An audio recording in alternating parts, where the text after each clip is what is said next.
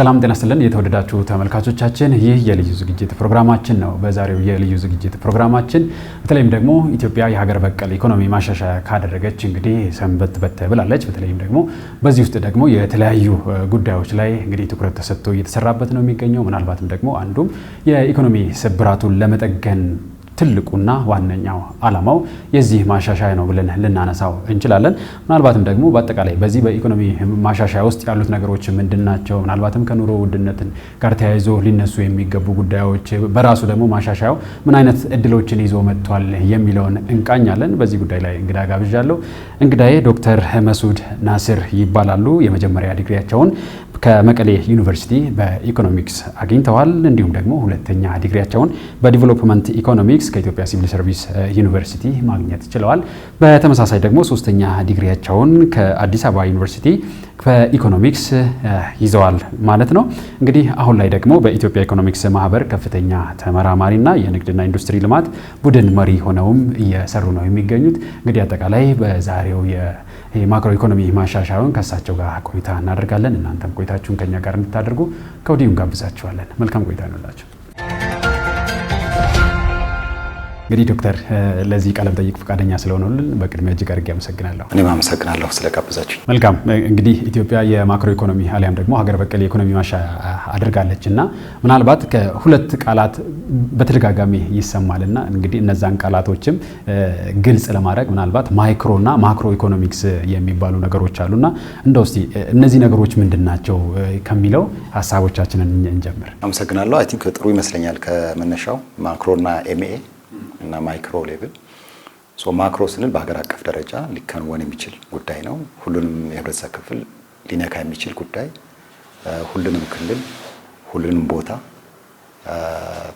ሁሉም አክተር በኢኮኖሚ ጉዳዮች ላይ ተሳትፎ ያላቸውን በሙሉ ወይም ተሳትፎ የሌላቸውን በሙሉ ሊነካ፣ ሊጠቅም ወይም ሊጎዳ የሚችል የፖሊሲ ጉዳይ ማክሮ እንለዋለን በሀገር አቀፍ። ማይክሮ የምንለው በግለሰብ ደረጃ ሊሆን ይችላል፣ በቤተሰብ ሊሆን ይችላል፣ ወይ ደግሞ አምራቾች የተወሰኑ አምራቾች ሊሆን ይችላል፣ ወይ ተጠቃሚ ሊሆን ይችላል። ስፔሲፊክ የሆነ በግለሰብ ደረጃ ዩኒት ኦፍ አናሊሲስ እሱ ነው። በግለሰብ ደረጃ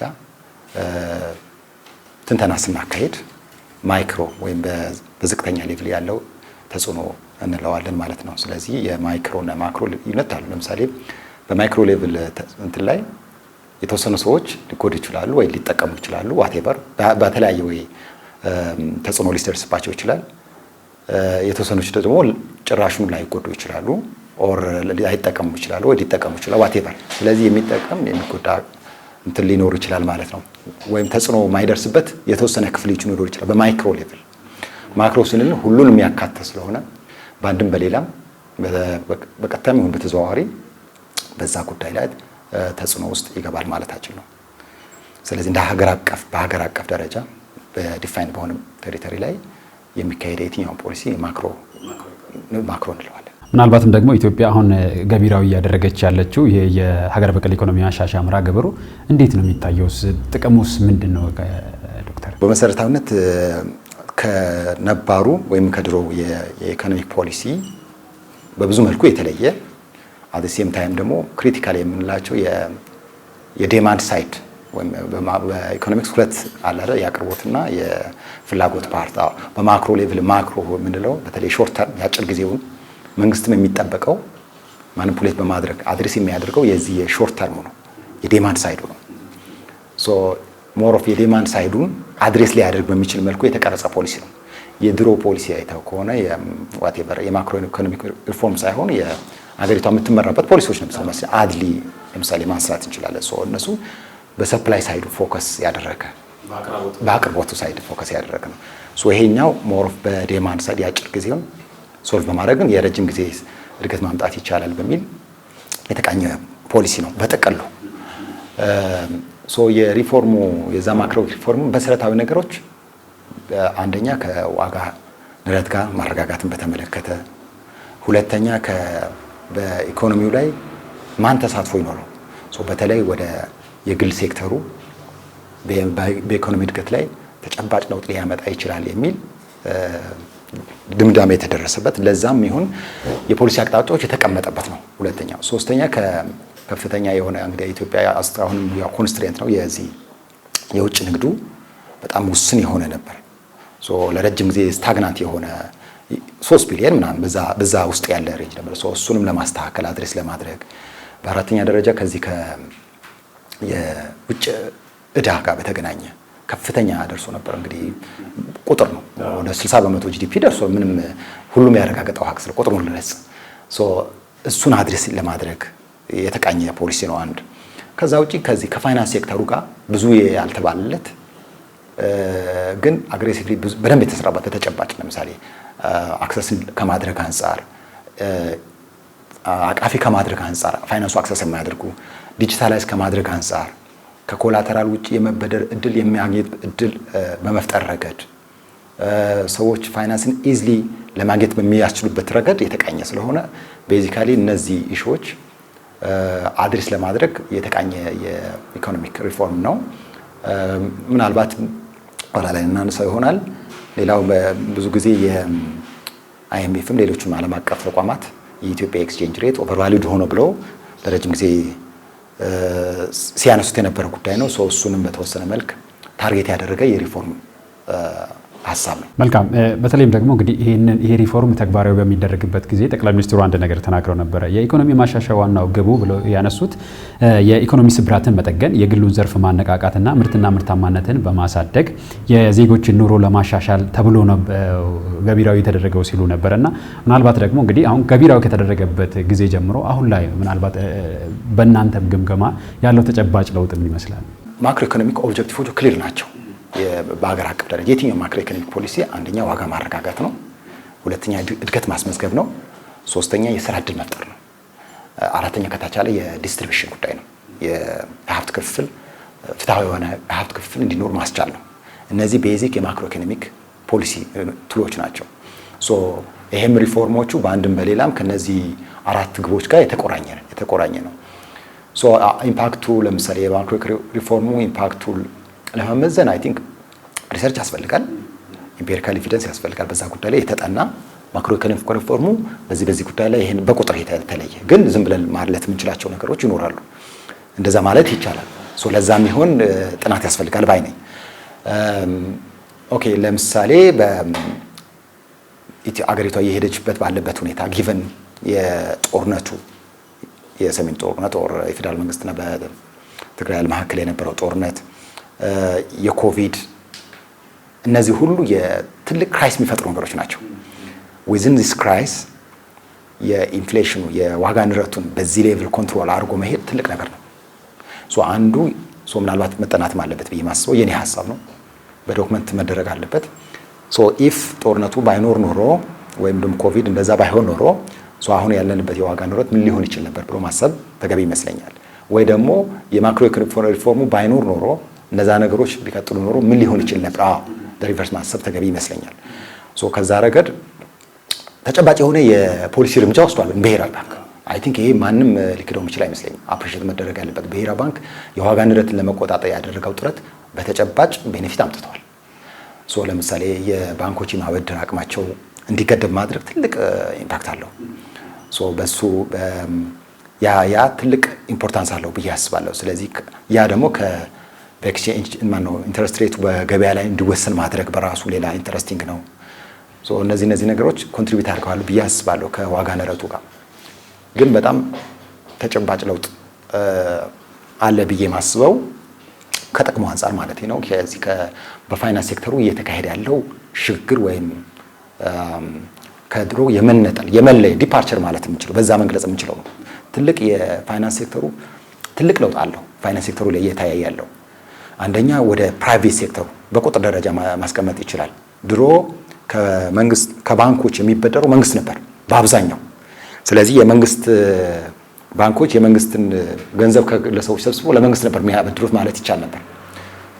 ከሪፎርሙ በኋላ ግን አብዛኛው የባንክ ሎን ወደ ፕራይቬት ሴክተሩ ሄዷል። ይሄ አንዱ የፕራይቬት ሴክተር በኢኮኖሚ ላይ ኤንጌጅመንቱ እንዲጨምር አድርጓል። በፖሊሲም ደረጃ ቢቀመጥም ግን በተጨባጭ ምን ያህል ፋይናንስ አግኝቷል የሚለው ኢምፖርታንት ስለሆነ ማለት ነው።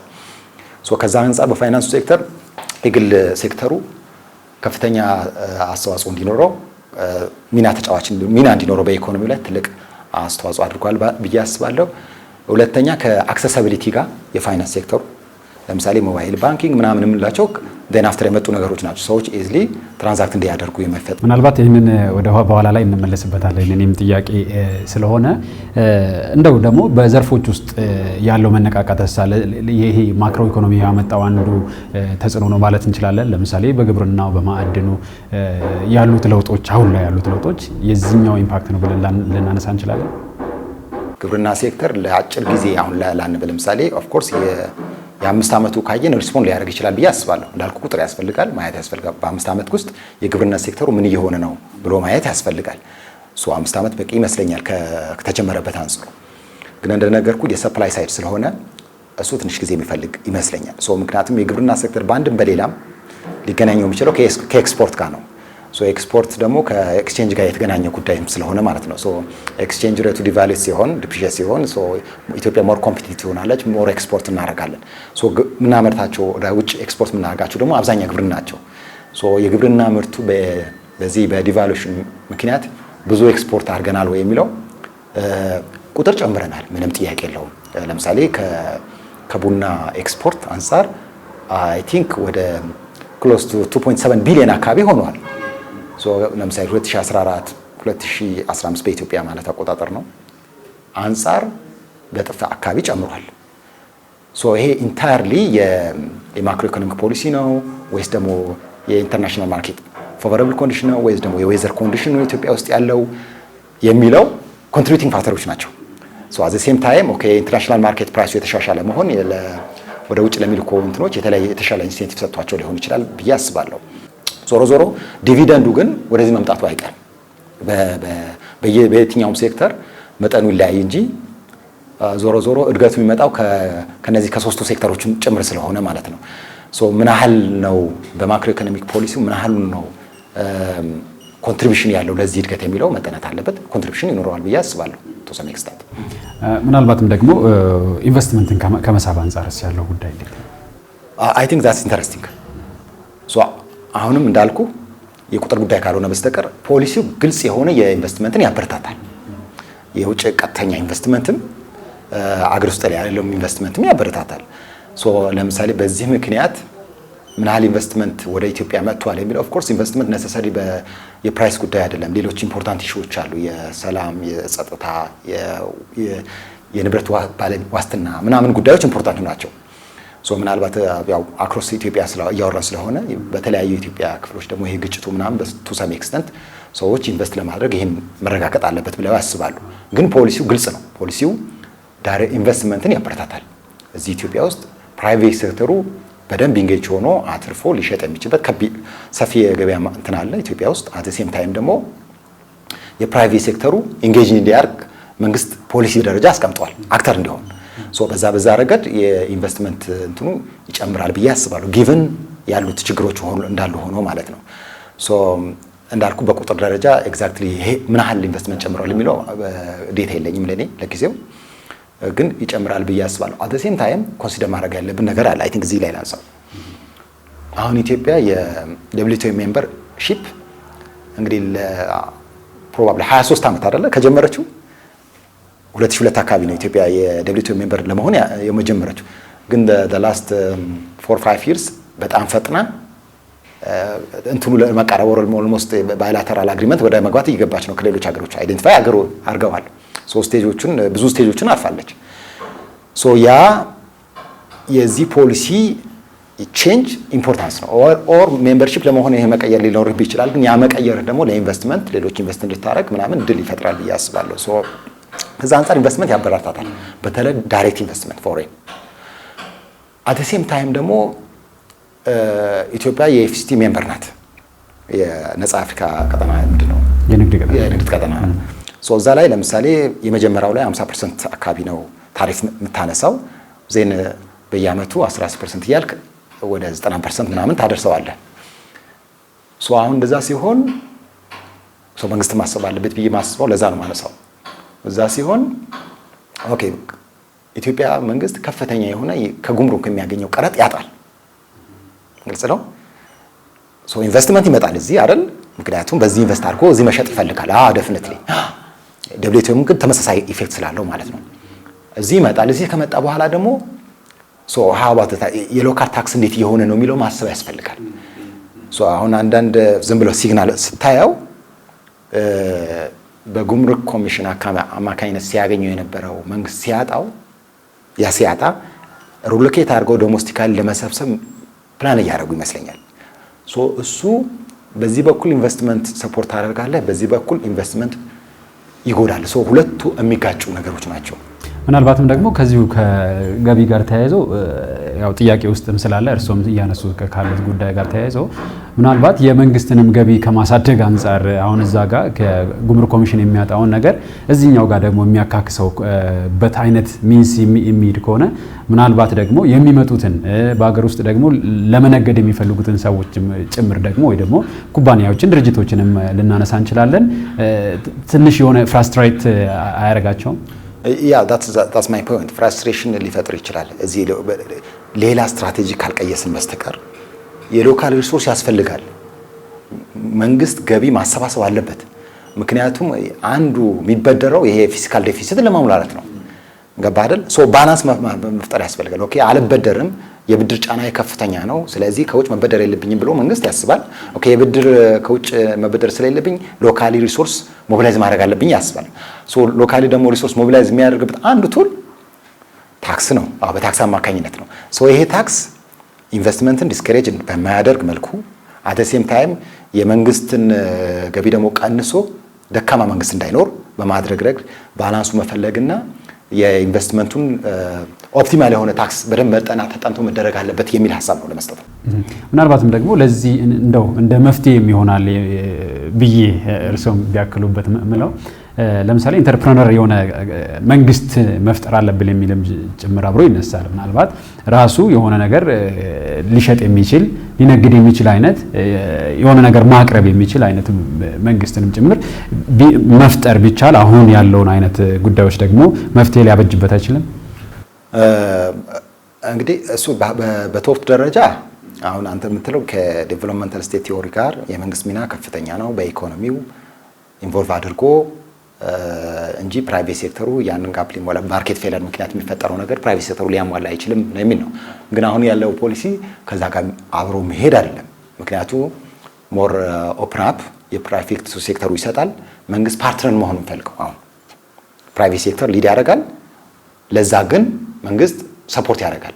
በፋይናንስ ሊሆን ይችላል፣ በሰብሲዲ ሊሆን ይችላል፣ በአጋርነት ይሰራል፣ ወይ ደግሞ የመሬት ማቀማት ሊሆን ይችላል። ዋቴቨር አጋርነትን መሰረት ያደረገ የግል ሴክተሩ ግን የመሪነቱ ሚና እንዲጫወት ነው የሚፈልገው። አት ዘ ኤንድ ኦፍ ሪፎርሙ የፕራይቬት ሴክተር በኢትዮጵያ ኢኮኖሚ ላይ ያለው ሚና ከፍተኛ እንዲሆን ይፈልጋል። ኦኬ ያ ከሆነ ደግሞ የመንግስት ሚና በኢኮኖሚ ያለው ፓርቲሲፔሽን ኦቨር ታይም ውስን እየሆነ ሞር ኦፍ የአስቻይ ሁኔታዎችን መፍጠር ይሆናል የመንግስት ሚና ማለት ነው። ሌላው ደግሞ ከዚሁ ጋር የሚያያዘው ነገር ምንድነው? ይሄ ማሻሻያ ሲደረግ አንድ የብዝሃ ኢኮኖሚ ነው፣ ብዝሃ ተዋናይ ደግሞ የሚሳተፉበት ነው። ምናልባትም ደግሞ ከዚህ ቀደም ከነበረው አንጻርና አሁን እየተከተለ ካለው ነገር ጋራ ይሄ ብዝሃ ኢኮኖሚ ዘርፍ መከተሉ በራሱ ምን አይነት አስተዋጽኦ ይኖረዋል? አይ ቲንክ በሴክተር ደረጃ መሰለኝ ብዝሃ የምትለኝ ለምሳሌ ከዚህ በፊት የነበረው የፖሊሲ ዳይሬክሽን አይ ቲንክ ማየቱ ተገቢ ብዬ ነው። ግብርና መሰረት ያደረገ እድገት ነበር። ከዛ በኋላ ግብርና ሲያድግ ኢንዱስትሪ ያድጋል። አት ዘ ኤንድ ኢንዱስትሪ ነው የሚል መነሻ ነው። ይሄ ዲቤተብል ነው አክቹአሊ ኢቨን ኢንዱስትሪ አሁን ኢትዮጵያ አሁን ባለችበት ኦኬ ኢንዱስትሪ አድጓል፣ በከፍተኛ ሼር አለው። አሁን ላይ ጂዲፒያችን ወደ 24 ምናምን በመቶ አካባቢ። ከዛ ባሻገር የሰርቪስ ሴክተሩ በከፍተኛ ሁኔታ እያደገ ነው። የሰርቪስ ሴክተሩ አሁን ያለው የሰርቪስ ሴክተር እንደ ድሮ ዲስትሪቢዩቲቭ ሳይሆን የሚከፋፍል ሳይሆን እውቀት ላይ መሰረት ያደረገ ሰርቪስ ሴክተር ነው። በተለይ ቴክኖሎጂ ኢኖቬሽን ላይ መሰረት ያደረገ ነው። አሁን በኢትዮጵያ ኢኮኖሚክ ደረጃ የሰርቪስ ሴክተሩ በጂዲፒ ኮንትሪቢዩሽን ከፍ ያለ ድርሻ አለው ከግብርናና ከኢንዱስትሪ ማኑፋክቸሪንግ በምንለው ማለት ነው። ከዛ አንጻር አይ ቲንክ ባላንስ አድርጎ ይዞ መሄድ ሪፎርምም ሁሉንም አድሬስ ያደርጋል ማለት ግብርናም አለ ኢንዱስትሪም አለ፣ ግን ኢምፖርታንት ሴክተሮችን ጨምሯል። ለምሳሌ ቱሪዝምን ጨምሯል፣ ኮሚኒኬሽን እና ትራንስፖርቴሽንም ጨምሯል፣ ሎጂስቲክ ጨምሯል፣ አይሲቲም ጨምሯል፣ ማዕድንም ጨምሯል። ዳይቨርስ ማድረጉ በየሴክተሩ ያሉ ፖቴንሻሎች አይደንቲፋይ ቶቶች አሉ። ሁለት ባላንስድ ኢኮኖሚክ ግሮዝ የምንለው የድሮ ቆየ ነው። አንባላንስድ ማለት የሆነ ነገር ሴክተር ፎከስ አድርገን እዛ ላይ እናድርገው ሁሉም ሴክተሮች ላይ የሚገባቸውን ፖቴንሻሎች ተጠቅመን እናሳደግ የሚለው ሶ ማተር ኦፍ ቲዮሪ የትኛው ምናምን የሚለው ይሄ ትክክል ነው ይሄ ስህተት ነው የምንለው ነገር አይደለም። አዘን ውጤቱ ላይ ግን ምን መዝናቸው የምንችላቸው ነገሮች አሉ። አሁን ውጤቱ ምን ሆነው ብለ የሚለው አይ ቲንክ የሰርቪስ ሴክተሩ አሁን ባለው የድሮ አንዱ ክሪቲሲዝሙ የስራ ዕድል አይፈጥርም ነበር።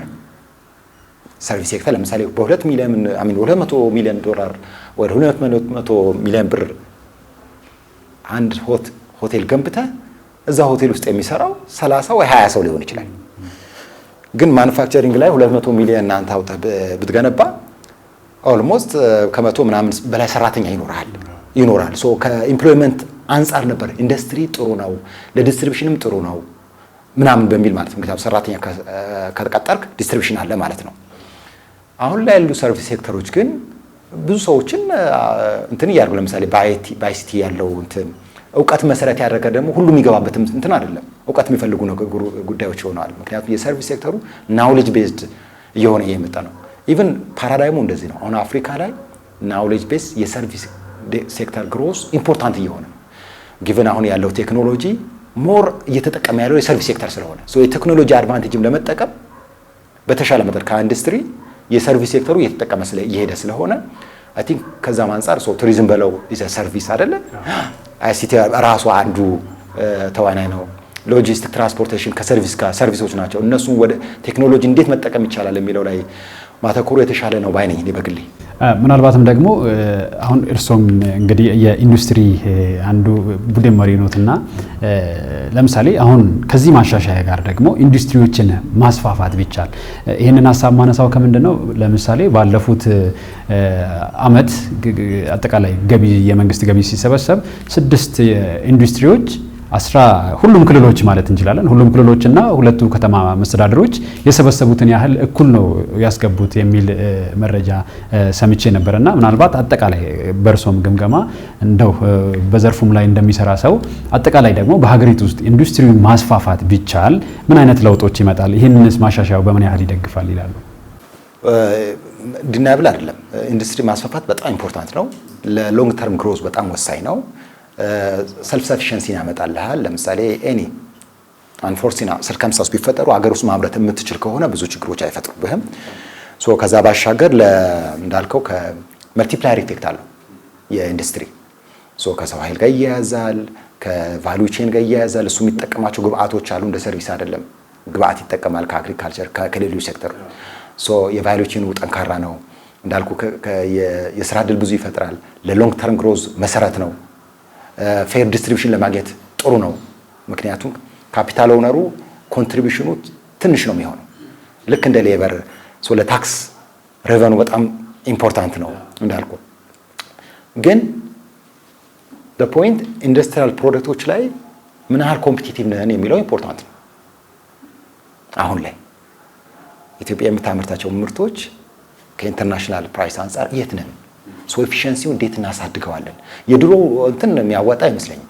ቤትን ዘግተህ እነሱን ተከላክለ እነሱ በፈለጉት ገንዘብ እዚህ እየሸጡ ኮንሱመሩን እንትን እያሉት አይ ለእድገት ነው ምናምን የሚለው እኔ ብዙ ጠቃሚ ነው ብዬ አላስብም።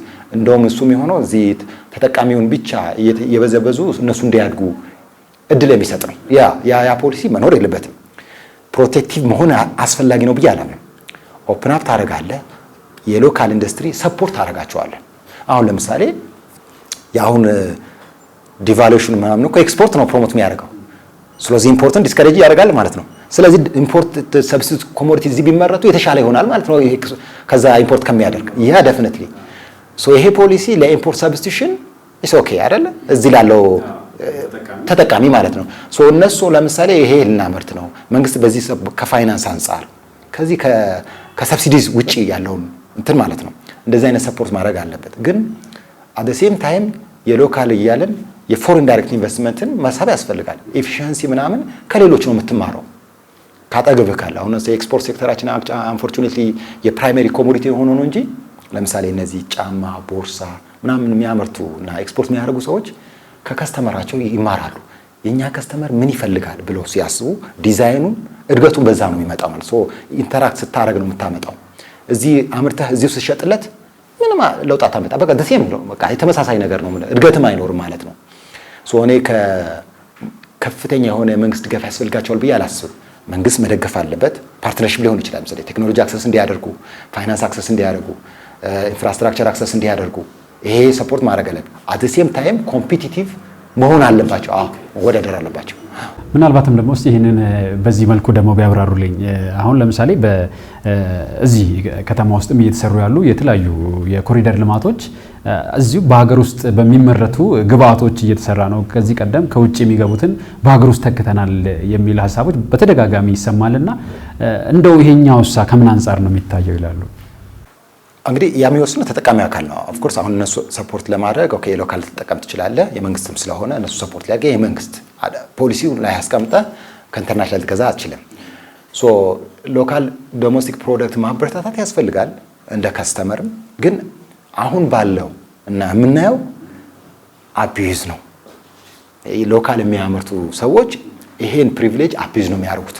የኔ አንደርስታንዲንግ በልብሱም በለው በጨርቆቹም በለው በሌሎቹ ምርቶቹ ላይ ሶ ኮምፒት ማድረግ አለባቸው። ኦፕን አፕ መወዳደር አለባቸው። ትንሽ ሰፖርት ተሰጥቷቸው ሶ ሎካሊ እንዳልከው አሁን የእግረኛ መንገዱ ሎካሊ የተመረቱ ምርቶች እየተጠቀሙ ነው። ዛትስ ፋይን። ሶ ለምሳሌ ኢምፖርት የምናደርግ እሱ ከትራንስፖርቴሽን ኮስቱ ምናምን በጣም ከባድ ሊሆን ይችላል። እዚህ ግን ካለ ማቴሪያል አክሰሲቢሊቲ ምናምን በቺፕ ኮስት ሊሆን ይችላል። ሶ ተወዳዳሪ መሆኑ ሊሆን ይችላል። ፎር ዛ ማተር የተሻለ ከኮስት አንጻር ያመጠቀም የተሻለ ሆኖ ሊሆን ይችላል ብዬ አስባለሁ። ያው እንትኑ ስለሌለኝ ማለት ነው፣ ቁጥሩ ስለሌለኝ። ምናልባትም ደግሞ ይሄ ማሻሻያ እንደው ግቡን እንዲመታ ምን መደረግ አለበት ይላሉ? የዶሜስቲክ የሰላምና ማረጋገጥ በጣም ወሳኝ ነው።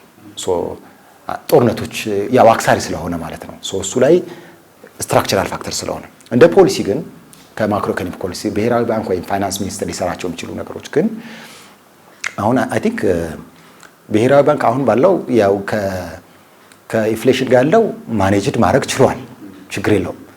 ግን ከኤክስቼንጅ ጋር ያለው ነገር ግን ትንሽ የሚያስቸግር ነገር አለው ማለት አሁን የብላክ ማርኬቱና የኦፊሻሉ ምክንያቱም ፍሪ ተደርጓል።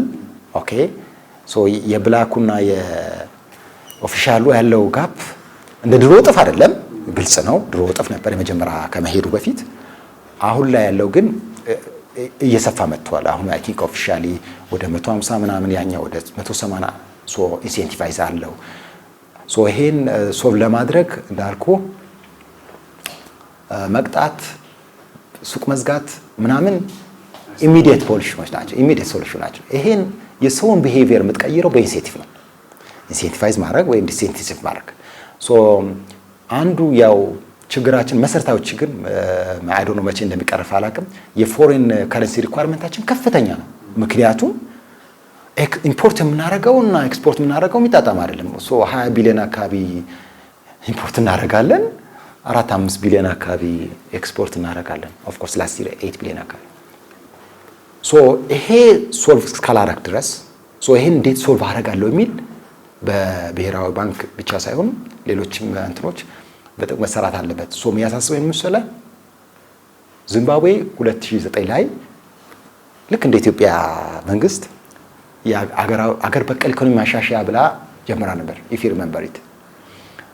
ሶ ያ ፖሊሲ ኦፍ ኮርስ ከኢትዮጵያ ሞር ኦፍ ከሊበራል ቶት ጋር ላይን ያደርግ ነው። ያ አገነስ ስለነበረ ሶ ዊዝን ምናምን 10% ምናምን ነው እንትኑ የኢንፍሌሽን ሬታቸው እንግዲህ የጨመረው ታስታውሱ እንደሆነ ብራቸው ምንም ትርጉም በሌለው መልክ ማለት ነው።